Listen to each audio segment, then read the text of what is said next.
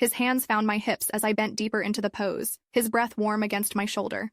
"Feel that stretch," he whispered, his fingers applying just enough pressure to guide me forward.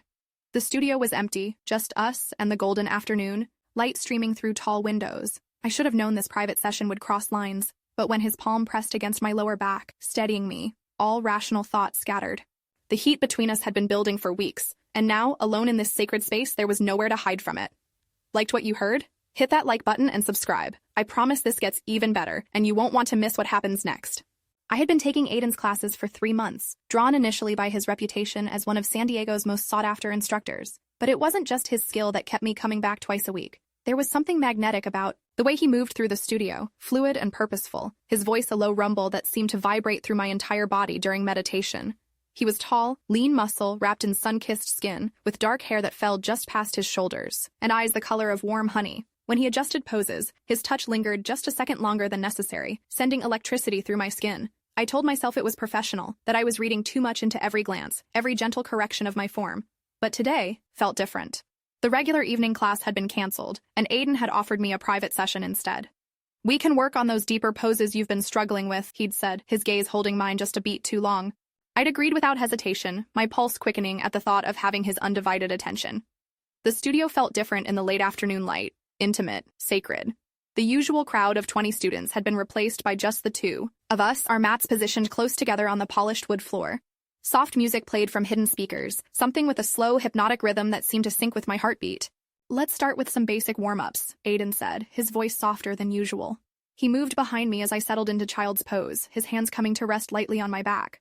"Breathe into my touch," he instructed, his palms warm through the thin fabric of my tank top. I tried to focus on the breathing, on the familiar routine of stretching and strengthening, but my awareness kept drifting to him. The way his fingers traced along my spine as he helped me deepen a twist, the heat radiating from his body when he knelt beside me to demonstrate a pose, the subtle scent of sandalwood and something distinctly male that clung to his skin. "You're tense," he observed, his hands settling on my shoulders as I attempted a forward fold. "Let me help you release that." His thumbs found the knots of tension at the base of my neck, working in slow, deliberate circles. A soft moan escaped my lips before I could stop it, and I felt him pause for just a moment before continuing his ministrations. "That's it," he murmured, his voice dropping to barely above a whisper. "Just let go." I closed my eyes, surrendering to the sensation of his skilled hands working the stress from my muscles. This was still technically part of the class, I told myself. Instructors help students all the time. But when his fingers traced down the length of my arms, skimming over sensitive skin, I knew we were crossing into territory that had nothing to do with yoga.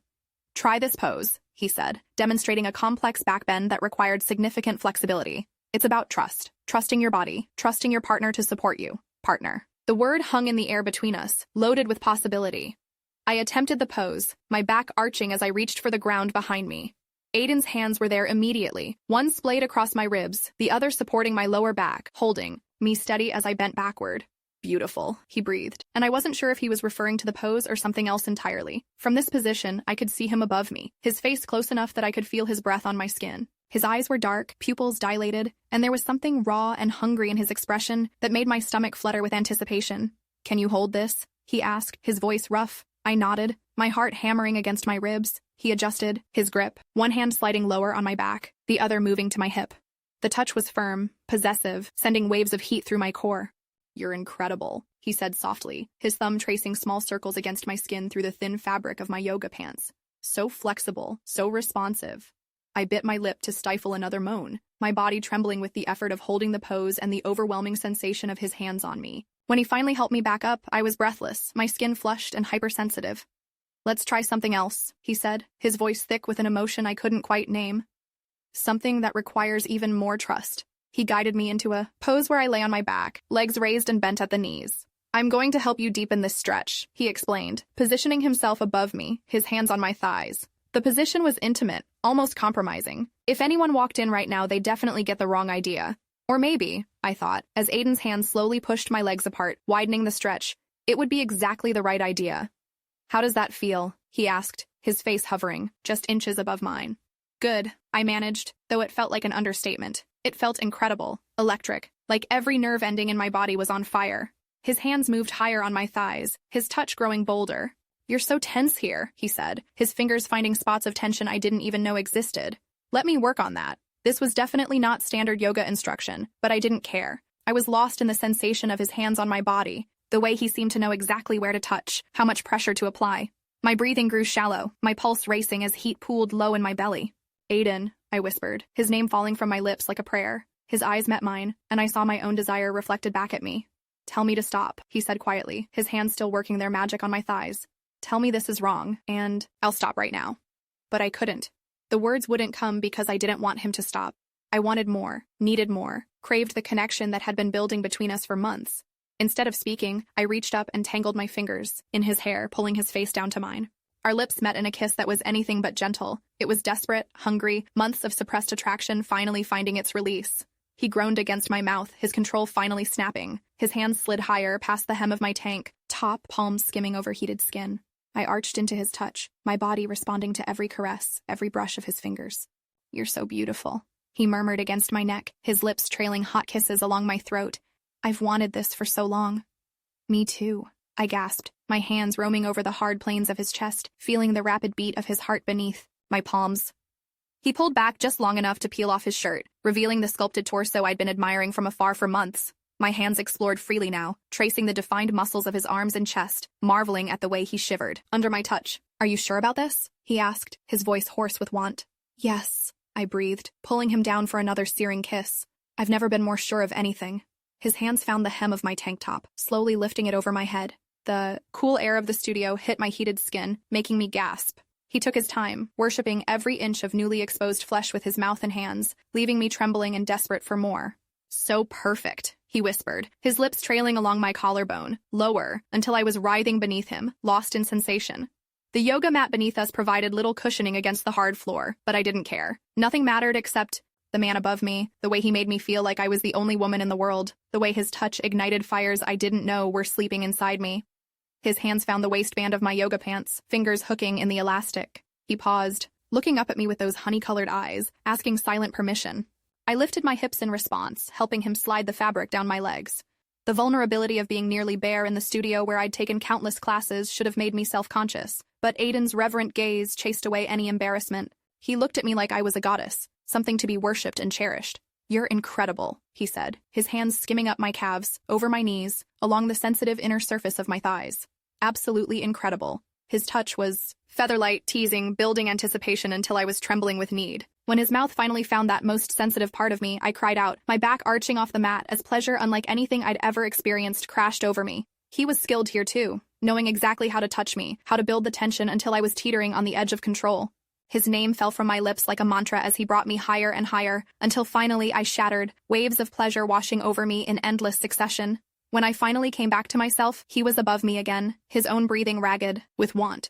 I could see the restraint in his face, the effort it was taking him to go slow, to make sure I was ready.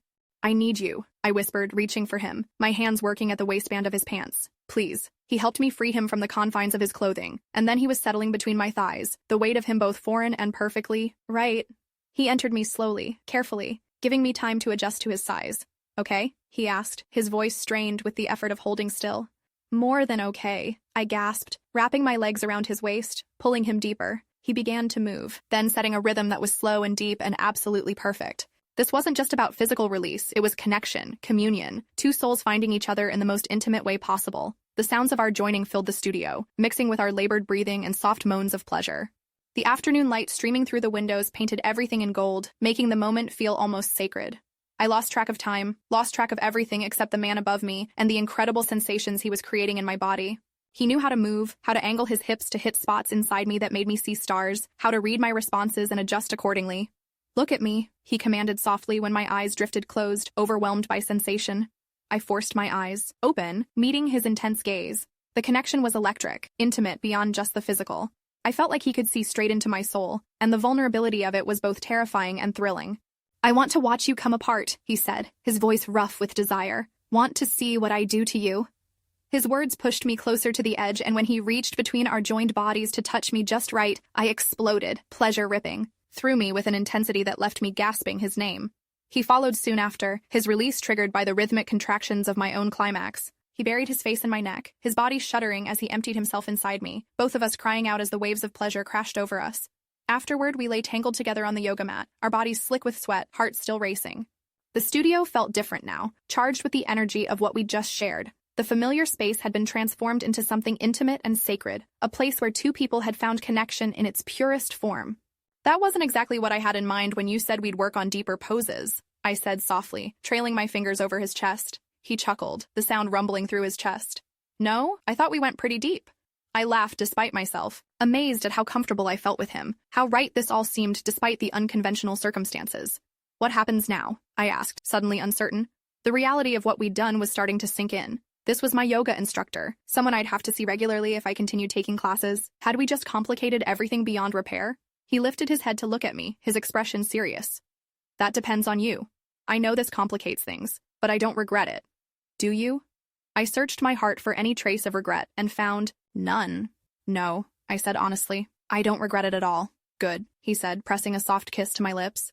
Because I'd very much like to see you again. Outside of class, I mean. Though I have to admit, the idea of having you in regular classes now, knowing what you look like beneath those yoga clothes, knowing how you sound when you— Aiden, I interrupted, my cheeks flushing at his words. What? I'm just being honest. You've ruined me for teaching, you know.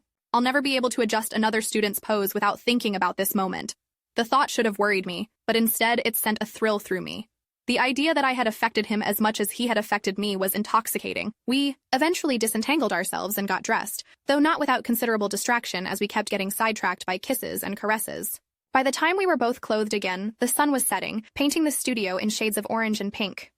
Dinner? He asked as we rolled up our mats. I'd like that, I said, suddenly shy despite everything we'd just shared.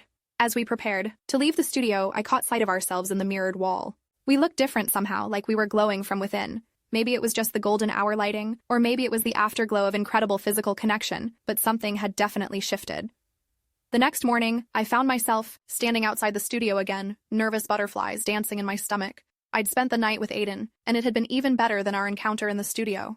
But now, faced with returning to the scene of our first intimate moment, I wasn't sure how to act. Would things be awkward? Would other students be able to tell something had happened between us? Would we be able to maintain any semblance of a normal instructor-student relationship, or had we crossed a line that couldn't be uncrossed? I took a deep breath and pushed open the door. The studio looked exactly the same as always. Polished wood floors, mirrors lining the walls, the faint scent of incense in the air. But for me, it would never be the same. Every time I looked at the spot where we'd made love, I'd remember the feel of his hands on my skin, the way he'd whispered my name like a prayer. Aiden was already there, setting up for the morning class. When he saw me, his face lit up with a smile that made my heart skip a beat. No awkwardness, no regret, just genuine pleasure at seeing me. Good morning, he said softly as I approached. Good morning, I replied, setting down my mat in my usual spot near the front. As other students filtered in, we maintained the pretense of normalcy. But throughout the class, I caught him watching me, his gaze heated with memories of the night before. When he came to adjust my poses, his touch lingered just a second longer than it should have, sending shivers of awareness through my body. During meditation, I opened my eyes to find him looking directly at me, and the intensity in his gaze made my breath catch. Here, surrounded by other students, we were maintaining the facade of instructor and student. But underneath, the connection we'd forged burned bright and undiminished. After class, as the other students filed out, he approached me. How was that? He asked quietly. Intense, I admitted. In more ways than one. He smiled, understanding exactly what I meant. Think you can handle coming to my classes knowing what I know about you, what you know about me? I considered the question seriously. It would be challenging, maintaining the professional boundary in public while nurturing this new intimate connection in private. But the alternative, giving up either him or yoga, was unthinkable. I think I can manage, I said with a smile. After all, you did promise to help me work on those deeper poses. His eyes darkened with promise. Oh, I have so many poses I want to teach you. The double meaning in his words wasn't lost on me, and I felt heat pool low in my belly despite having just finished an hour-long class. When's my next private lesson? I asked boldly. How about tonight? He suggested, his voice dropping to that intimate tone that made my knees weak. Perfect, I breathed. As I left the studio that morning, I realized that my yoga practice had taken on an entirely new dimension. What had started as a quest for physical fitness and mental peace had evolved into something far more complex and thrilling. I'd found not just flexibility and strength in that mirrored room, but also passion and connection beyond anything I'd ever experienced. The line between teacher and student had been thoroughly crossed, but rather than complicating our relationship, it had enriched it. We discovered that the deepest poses weren't always about physical positioning. Sometimes they were about emotional vulnerability, about trusting someone else to hold you while you bent in ways you never thought possible. Every time I walked into that studio now, I'd remember not just the poses I'd learned or the flexibility I'd gained, but the moment when two people had found each other in the most unexpected and beautiful way. Trust, surrender, connection, these were the real lessons yoga had taught me, and with Aiden as both my instructor and lover, I knew I'd be practicing them for a long time to come. The afternoon sun streaming through those tall windows would always remind me of the moment everything changed, when a simple yoga class became something infinitely more meaningful and transformative. Some boundaries exist to be crossed, and sometimes the most profound connections happen in the most unexpected places. Have you ever found yourself in a situation where professional lines blurred into something more personal and electric? How did you handle the tension between what you should do and what you desperately wanted? Share your thoughts in the comments. I love hearing about those moments when life takes an unexpected turn. Don't forget to like this story if it resonated with you, subscribe for more intimate confessions, and hit that notification bell so you never miss when things get interesting.